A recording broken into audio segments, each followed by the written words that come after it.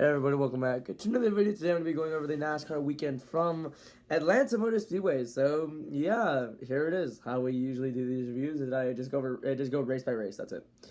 I give ratings for the races as well. I don't rank them, but I'm giving race. I'm gonna give ratings for the races. So yep, let's start off on Saturday afternoon with the Truck Series race from Atlanta. Honestly, I'm not gonna lie, it was a pretty solid race. I really cannot lie about that one. Better than last year's truck race. I can't lie. I mean, it was better than I expected it to be. Honestly, let's run it down real quick. Stage 1 went green on the way, I'm pretty sure. And Jack Wood ended up getting the win. This Connor Mozak was leading the entire time in that stage, and Jack Wood ended up getting a stage win, which Jack Wood getting a stage win in 2025 is honestly just amazing. That's cinema right there. Stage 2, I'm pretty sure there was one caution there. If it was, I'm pretty sure it was the Caruth wreck, but that's about it. Kyle Busch won stage 2, who ended up winning the entire race. But yeah, not really much issues in the truck race that much. You had one wreck. I think that resulted in a red flag or something. And you had the Raja Caruth wreck, but that was about it. Nothing really too big, nothing too bad. It was just solid racing. I can't lie. So I had to go through the I'm gonna go through the results right here. The top 10 finishers. Kyle Busch ended up getting the win. Honestly, who's shocked to see him win in the truck series anymore? Also, it's his first NASCAR win since 2023. Nice. Stuart Friesen ended up getting second. Pretty cool there. I think he was about to win right there. He just didn't. Kyle Busch got him at the last second. Yeah, Tyler Ankrum get third. Pretty good position by Ankrum. I don't know what happened with Hemrick there at the end of it. And Bailey Curry get fourth. Pretty good, pretty solid finishing spot there. You got Chandler Smith got fifth. Caden Honeycutt got sixth. Ben Rhodes, I think he was I might have been him. I don't know. I think it was him that was laps down at some point, right? I don't know. Either way, he got seventh. Majeski got eighth. Jay Garcia got ninth, and Grant Finger runs at the top 10. Yeah, honestly, it was pretty solid race. I can't lie. Not really much complaints about that. I'm gonna give it a 3.6 out of 5. I'm gonna say this was better than Daytona. That's what I thought about the truck race. So that's about it. Nothing really too crazy. Just low key. Pretty good. We move on to Saturday, the second race of the doubleheader. Saturday afternoon. Here we go. The Xfinity Series from Atlanta. Yikes. Okay. This one, honestly, I'm going to be straight up. It wasn't good. It wasn't good.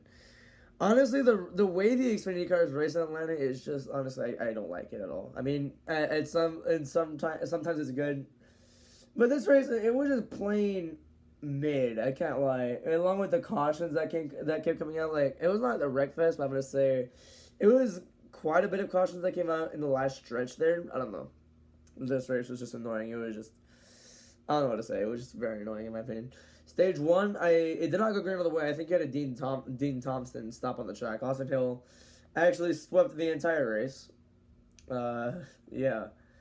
Who was shocked this way? Austin Hill, this Atlanta merchant. I don't know how or why he's this good at this track. I don't know. In the first two stages, you had minor wrecks. Some of them were brake hits. I think one of them had Sam Mirror in it. I think one of the wrecks had Sam Mirror and he hit it hard. There was another wreck, I forgot. I think that was the wreck that sent us into the last restart. I don't know. There was just mini wrecks and all that. Just nothing really too important. It's just very annoying to see the caution coming out every 10 laps and all that. I just want to see some racing. I mean, the racing picked up towards the end of it, but it just got super repetitive with the cautions. I mean, now we move on to the last lap. Let's show the video here. Yeah, I think I have my volume up. So, yeah, here's the video. Yeah. There's the video of Austin Hill leading. I think basically everyone's momentum is killed there. Amarola had one last chance. You had a wreck happen there.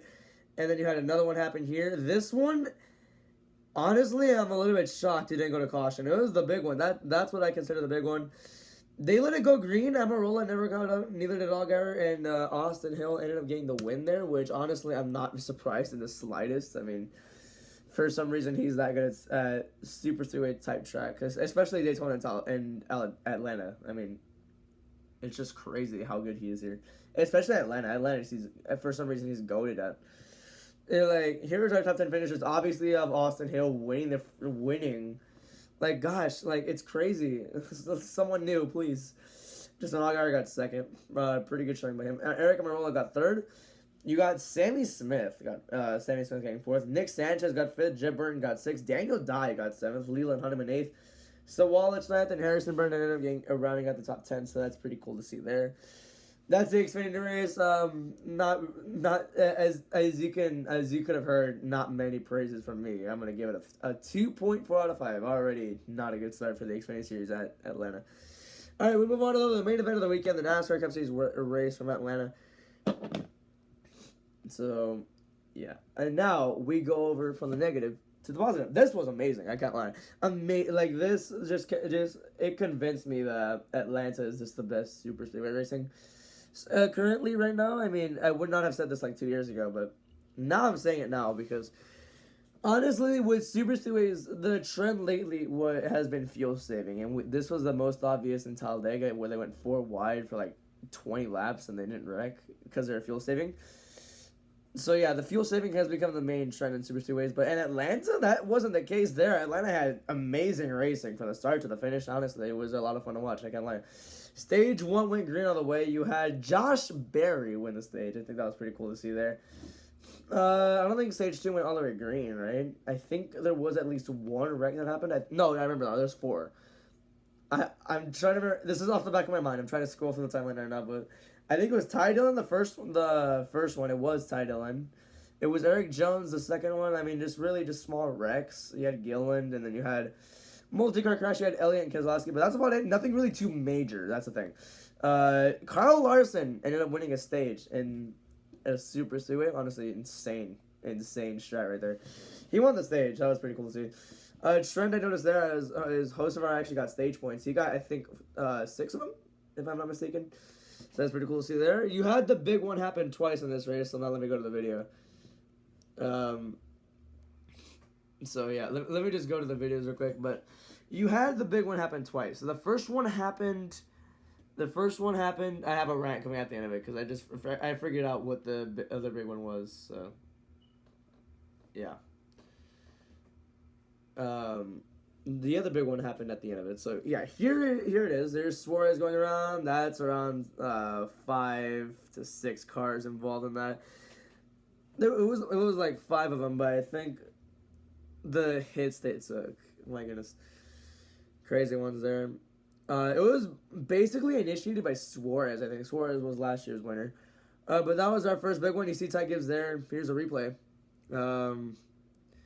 It was originally Hurst that came up, that slowed up in front of Wallace, and then, yeah, that is all she wrote for the 99 of Suarez right there. Just got wedged in between Gillen and Gibbs. Boom, boom. There goes Ty. You have like around 6 cars involved. Hard hits, too. Hard hits. Thankfully, everybody's okay after all that. So, yeah. That was basically the big wreck of the final stage. I mean, you had like mini wrecks happen as well. You had Ryan Blaney have an amazing save. I say that as a save because it didn't do damage to the car. That was insane. He ended up getting 4th after this race, I think. And then I think the last one was Cindric and Byron. They're like battling so hard. Larson thought he was cleared.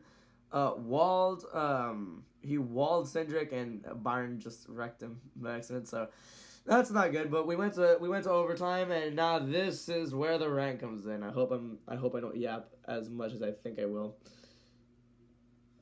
So now here's the yap I'm talking about. Here we are on the last lap. Coming in at turn 2, it's Larson and Bell neck and neck. You have Hocevar trying to get a run on the back straightaway. And then you see in the background, like very slightly in the background here, Josh Berry wrecking. Hocevar makes a big move. Caution goes out. Honestly, that really pissed me off. I didn't even see how big the wreck was. But they're not going to show a replay here because I don't think so. But look at the finish we could have had.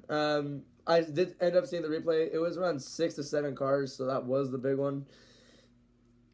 Honestly, I'm okay with them throwing the caution as long as it's the correct call. As long as it warrants a caution, in my opinion. Here's what I have here. NASCAR has been so inconsistent the entire time of it. I mean, they wouldn't let them race to the line at the duels because they're that close, but they called the caution before it. That really did not need to happen there. But that happened for the dual races. And so then at Daytona, same thing happens again. The truck race, you have mini wrecks happen in the background. You didn't have a big wreck, but they still called the caution. The Xfinity race, the wreck happened. That was a big wreck. I know that. I think that kind of warranted a caution because they didn't want the leader driving into a bunch of wrecked cars in the infield. So I understand why they threw the caution there. but for the Cup Series, they had a big one on the back straightaway. Not a big one per se, but about the same type of wreck as the truck race had at Daytona. But they didn't throw the caution this time. They listened to the people on Twitter.